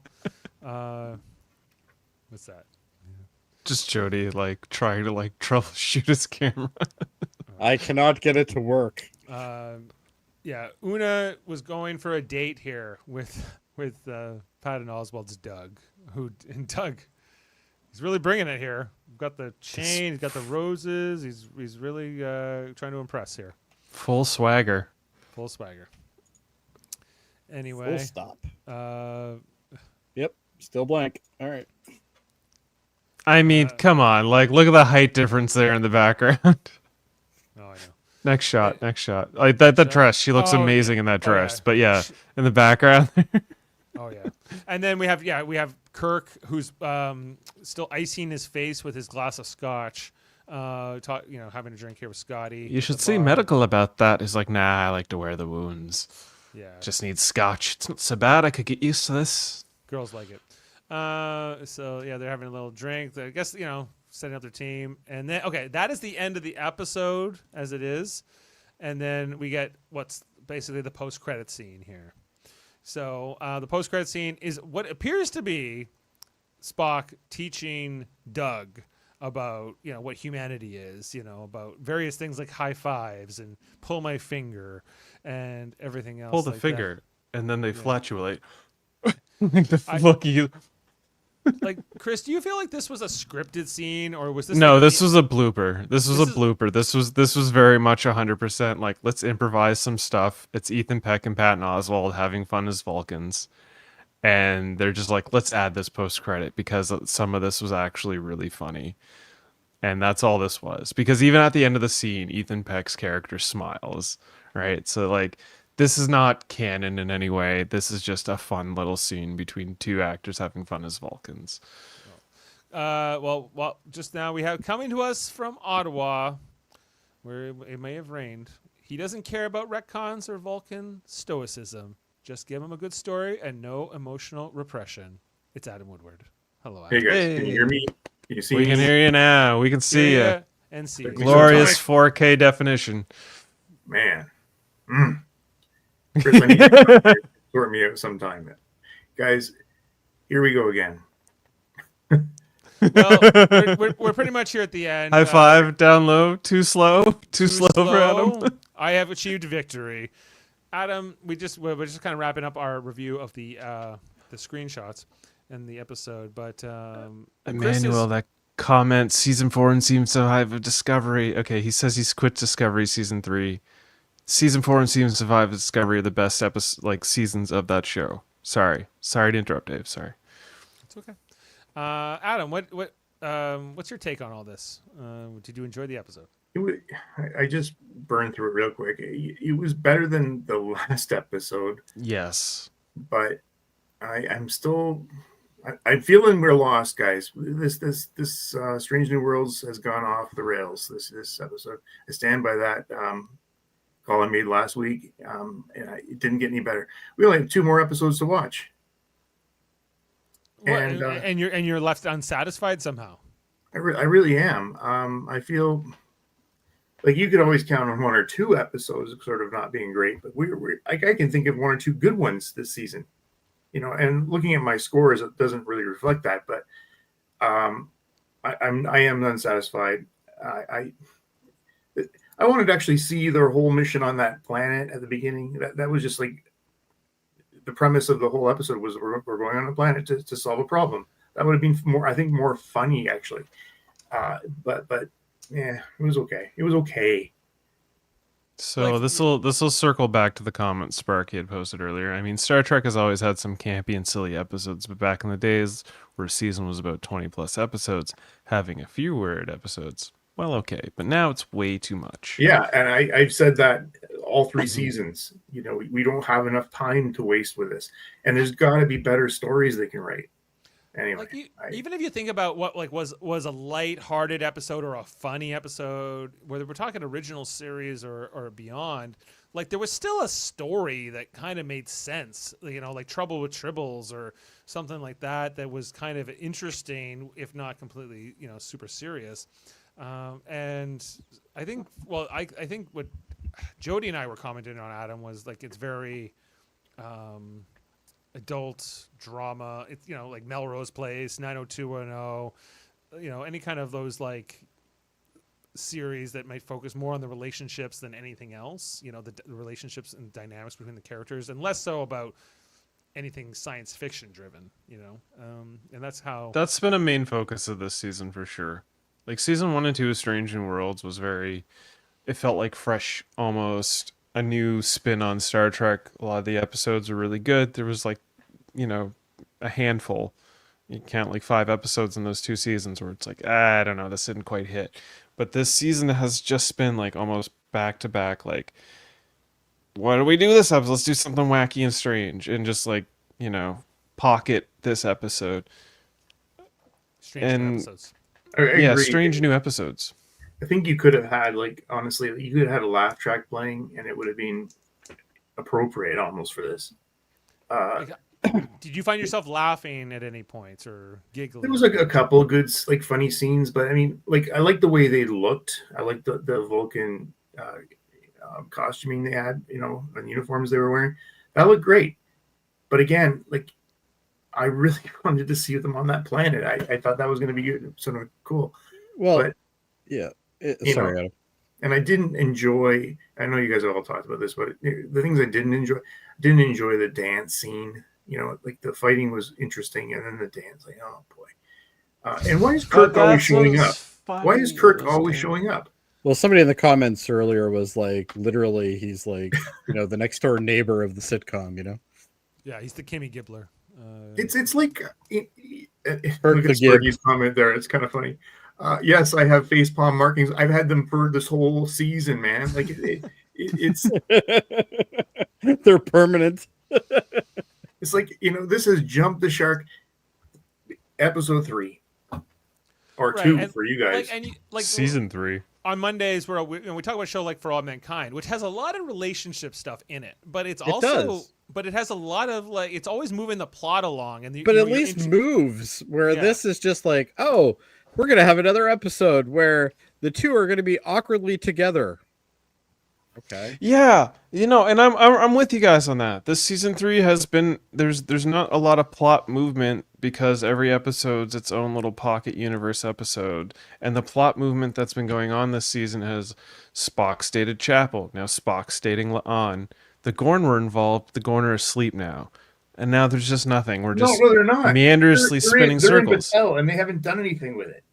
All right, yeah, Battelle's got super Gorn blood, which makes her a superpower human being. One of the most interesting things in this entire season, and we barely touch it. Yeah, barely. we're getting. maybe get crammed 2 episodes in last season, or get a big cliffhanger in the final episode, so that maybe season 4 will lead into that. Like, I think realistically, they're gonna kill her at the end of the season. are we all prepared to watch 16 more episodes of this? Yes, I'm going to, because I'm going to hope every I'm week gonna have to it get comes another back. bottle. It's got to come back. It's got to come back. They've got to come back on. Yeah, on- like Discovery did. Oh, shut up. Listen, Discovery didn't end badly. Discovery was interesting. I at least, yes, it was a little draggy in some parts of it, but man, like it was. Guys, I love this series. I told you it was the best Star Trek in years, and now it's. Well, I think we just want to see some more interesting adventures and like concepts. And, Yeah. So another character, Una, number one. This is the best we can see of her in this episode, like where she's throwing herself at a creepy old Vulcan guy. Remember, like Doug. I think it was like the first or the second episode of the series where she gets locked up. That was like the most screen time she's ever had. But that was a great episode. It was a good episode, yeah. Well, just to answer Sparky's question, just curious, are you guys watching this stuff because you're holding out for some hope that the franchise will recover? Hopium. Hopium. Well, I genuinely love Star Trek, even when it's bad. It's kind of like pizza, you know, and it's still pretty good. But I think it could be Except for better. Discovery. Well, I haven't wanted to go back and revisit a lot of that stuff, but you know, Sparky, I can honestly say I still enjoy the look of this series, like Strange New Worlds. Like I love the ship, I love the panels, I love the costuming. I even liked how they looked as Vulcans. I think that there was a lot of potential in this episode. They just went the wrong way with it. Okay, I wanted to highlight this comment from Emmanuel Robertson. It seems Strange New World writers this season want their comedy, silly episodes to be lower decks, but don't understand why they work on that show and not here. And I agree that this episode, if it was a lower decks episode, would have played off far better because it would have been a tighter 30 minutes. For all we know, this was a Lower Decks episode that they just retooled. You know what? That's possible. But there was some funny things, like listen to Pike yell. That was kind of funny to me. The meeting will start now. This is, it will be brief. Oh, well, I like when he's on the intercom and he's like, "Everybody, bring Una, bring everyone to the bridge or wherever. Senior officers to the meeting. All senior officers, bring them." Yeah, don't even take another bite of that cheese sandwich. We have no time. No more for cheese that. sandwich for you. No craft singles. Can we talk about just the post-credit scene? Did you guys enjoy that? I didn't see it. So Adam, did you see it? Yeah, I saw it. And how was that for you? So why do we do this? You know, it was a blooper. It was for the giggles. It was post credits. It's not canon. It's just for the giggles. I don't mind. Like I guess fine. It's fine, Chris. This isn't a Marvel movie. Come on. Well, listen, I watched Superman the other night. You got to stay for that now to see him sit. It was. That was a disappointing post-credit scene. Yeah. It was a disappointing post-credit scene, but the movie was fantastic. It was very good. I didn't watch it. It was a great movie. And I don't like the characters, so I don't think I'll enjoy it. No, you're missing out. It's the best Superman movie. It's great. It's hopium. I speak from my heart. It's hopium. And I'm going to say this honestly: is like I want to love it, and I'm just not there. The last couple weeks, I'm just disappointed. Sparky's saying he loves Star Trek too, but due to that love, there's a line. So, like for me, like this. Like I know I'm more of a stickler for canon and stuff, but this is not how Vulcans work. Becoming Vulcan genetically would not make you Mr. Logic in 10 seconds. You can try to give me some kind of crazy explanation, but like it's not. I guess it's all science fiction. It's all crazy explanations, but true. Yeah. But it doesn't quite work for me in the episode. So, looking for mature, intelligent stories. That's what else I agree with that. Like, you can have comedy. It can be funny, but I think we had a perfect outlet for this, and that was called Lower Decks, and they canceled it. But the crossover show was great. Like anyway. I loved it. I still stand with it. Great's it was great for me. A bit of a stretch. Great episode. Best episode of Strange New Worlds. What did I give? Well, then there is no hope in hell. I only gave it a 7.5. I didn't love it at the time. I thought it was fine. Go back and watch it again. It's pretty fun.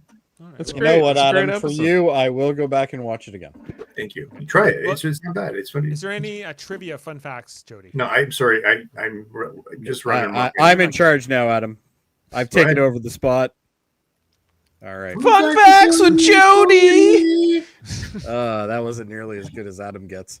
But anyway, I've never said given that to anybody before. the Permenti sandwich mentioned with the fries on the inside is a reference to a Pittsburgh-based Permenti brothers, well known. And I'm I've probably been to butchering that, Permenti Brothers many times. Yes, It's well so known good. in Pittsburgh for the invention of fries on a sandwich. Delicious. Yes, it's not just fries on a sandwich. It's fries between two pieces of white bread on butter. So the white bread's got to have butter on it, and then you put fries in the I middle. thought it was Permenti And that's what Brothers. makes it I've been to one in, I can't remember where it was, just outside of Pittsburgh. Yeah, Sounds like a well, Pittsburgh this one is a Pittsburgh thing, I guess. The character of Doug seems to be a Vulcan looking for a human experience.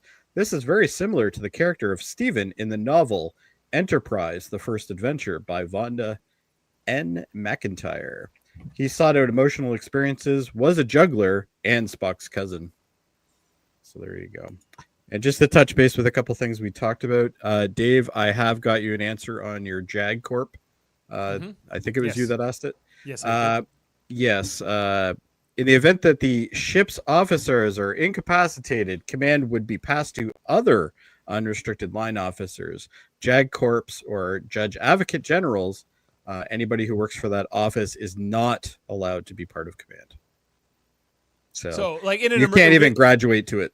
So it's like that episode of like where Troy has to suddenly become like the captain because she's like she technically outranks Rolaren and O'Brien and which is garbage. But anyway, technically that wouldn't.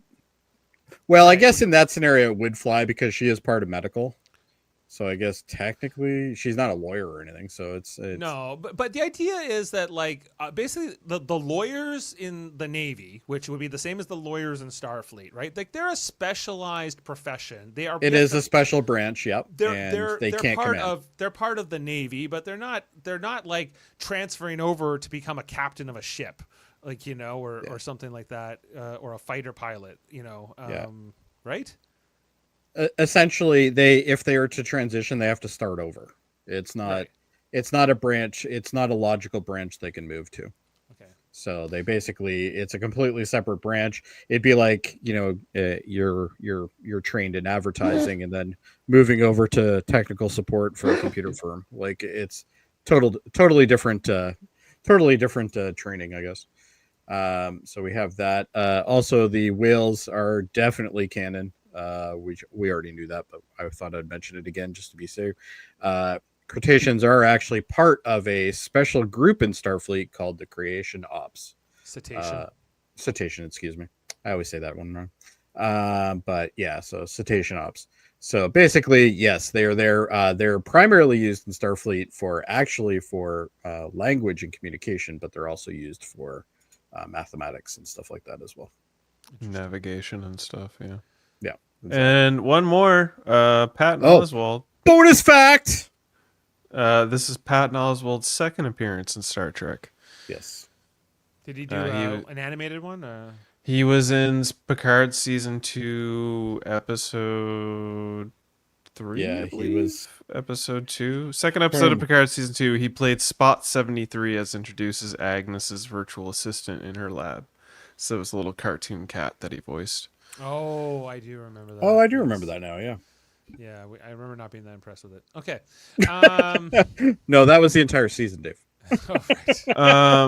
So Sparky has been making some comments like space navigation whales. Never recalled that in all TV shows, at least. What year were navigation whales introduced? As I stated earlier, the navigation whales were introduced in the Star Trek Prodigy show. I know you have a hard line in watching Star Trek, as you stated in one of your comments that you stopped watching parts of Star Trek Enterprise. You're missing out on the best season of Star Trek Enterprise, which is again season 4. I'd say season 3 is the best season. Season 3s are really good. Season 4s, season 3 and 4 are the best seasons of Enterprise. So season 5 kind of. I actually have this in front of me as well. The creation. What is it? Creation ops? Cetacean. Cetacean. There it is. Yeah, I always screw that one up. Crustaceans are like shrimps. Yes, completely different. And cetacean is dolphins and whales. Yeah, so the Cetacean Ops class actually started in the 2360s, and actually the USS Enterprise D had a full ops. Yeah, because it's been established that this is around in the Next Generation era, but not so much in this era. It's actually a facility that is seen on screen in 2 episodes of TNG, or at least the door to it is seen, not the actual thing. Which the 2 episodes are "We'll Always Have Paris" and "The Perfect Mate." And just a little side note, it is right beside the holodeck facilities. Well, good to know. All right, well, let's get into ratings, everybody, and put a score on this episode and call it a night. All right, let's bring it in. 4.5 Vulcans. If you 4.5 Vulcans. 4.5 Vulcans. 4.5. Actually, I was ironically going to give it 4.5. There you go. So Justin gives it 4 out of 10. Justin's giving it 4. Norman says 1. Norman's 1. Jody? It's hard to give this one a rating. I don't think it's as bad as that, but it's not great. I'm going to give it a mediocre middle 5. 5. All right. Chris?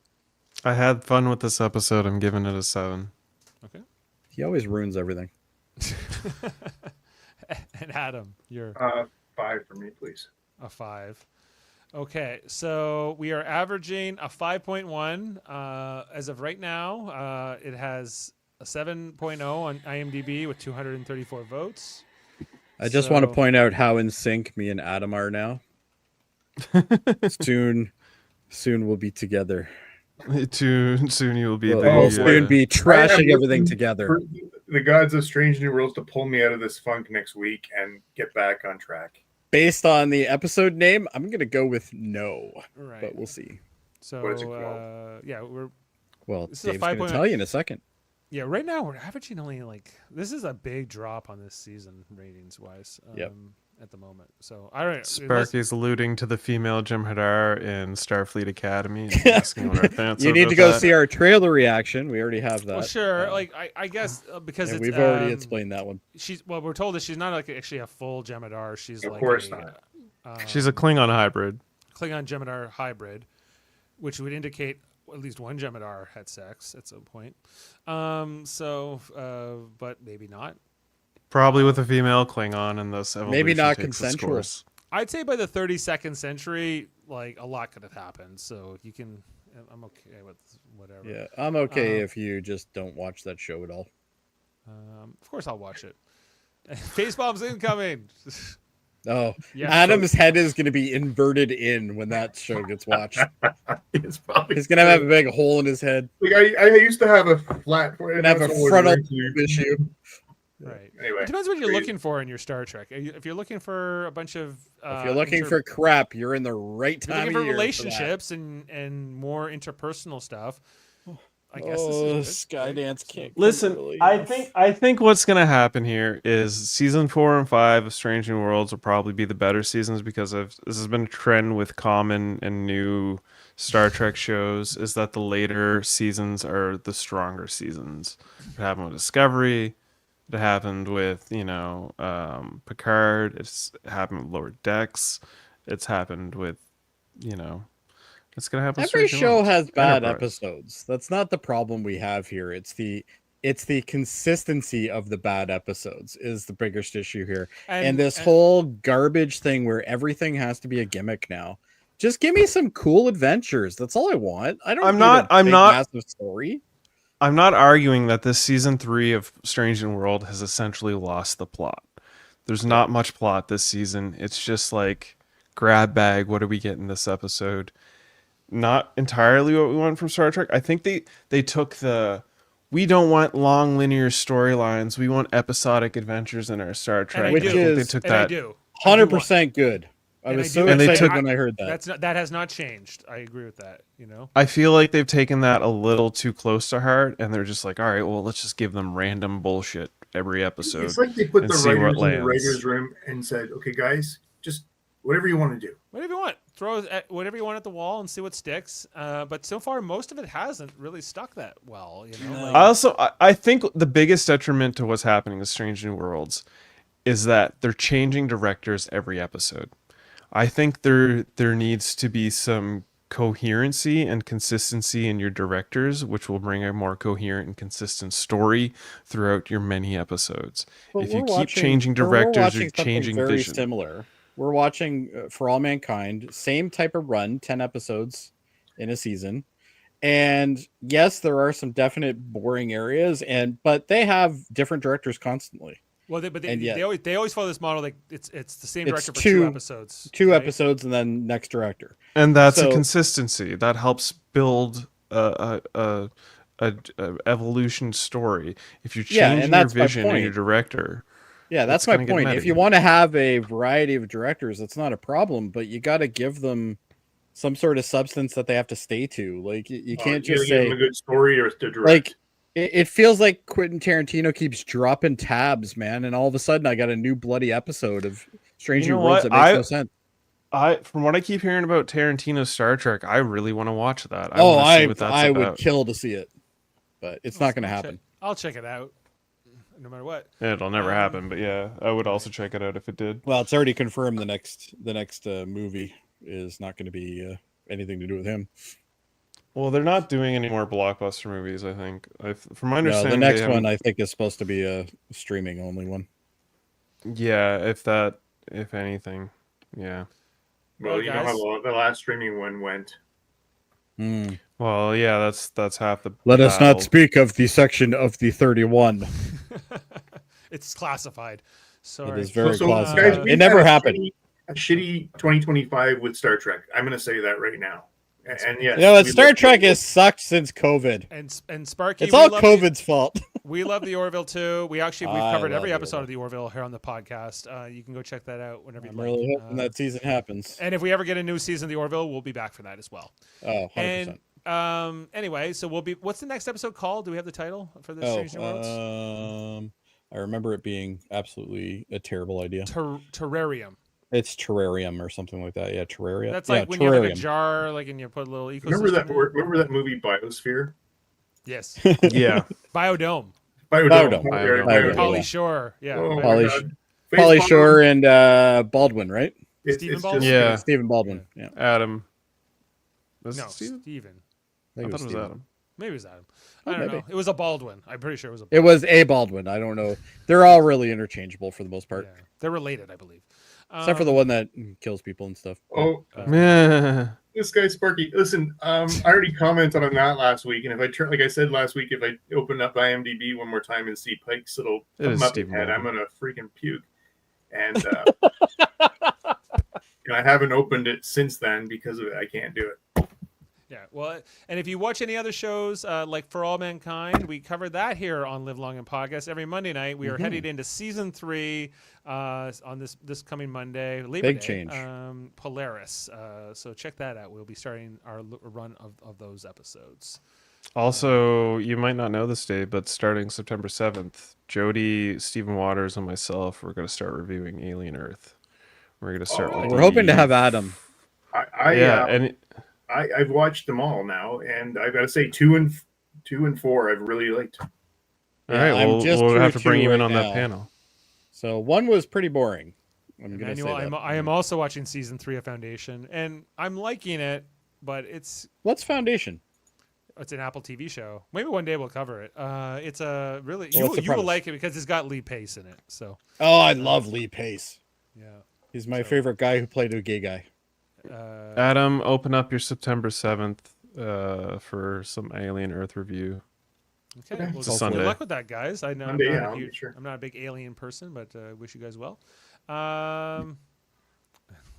One sucked. What sucked? I'm guessing he means the first episode of Alien Earth. Oh, okay. Because it was boring. I will give it that. It was interesting. It was a good start. But anyway, I'd love to talk about it. Got to start somewhere. Yeah. We'll talk about that on another podcast that happens on September 7th. At 3 p.m., I believe? No. Trivial Debates? 8. No, Trivial Debates is the one that we have to talk about now, though. Yes, Trivial Debates, Star Trek The Next Generation Trivial Debates, which is also going to live broadcast here on Live Long and Podcast at 3 p.m. Eastern on September 7th. We got Sean Farrick, we got Dave Mater, and we got Heather Narduzzi contesting with the host, Jody. So that'll be a good time. Tomorrow. Right. Yeah, give me your answers by the Saturday before, please. Yeah. Has anyone submitted in? No one submitted their answers yet. Beautiful. All right. Well, everyone, thanks for being with us tonight. Go check out all our shows. The Next Generation, and make sure to like, subscribe, and leave comments. We always love it, good and bad, mostly good. Yeah. Thanks for all the comments tonight, by the way. And we'll give you all a collective high five. Don't be too slow, and we'll see you next time here on Live Long and Podcast. Have a good night, everyone. Give me 5. Now, down low. Why would you do that? Because you are too slow. High 5. Down low. Victory. I am human. Although that is untrue. I am Vulcan. Beam up some Star Trek content with Live Long and Podcast. A roundtable movie discussion with Hey, did you see this one? And movie reviews with Hold Up, a movie podcast. And take a peek into the darkness with Heard Noise, Must Investigate with Michael Chan.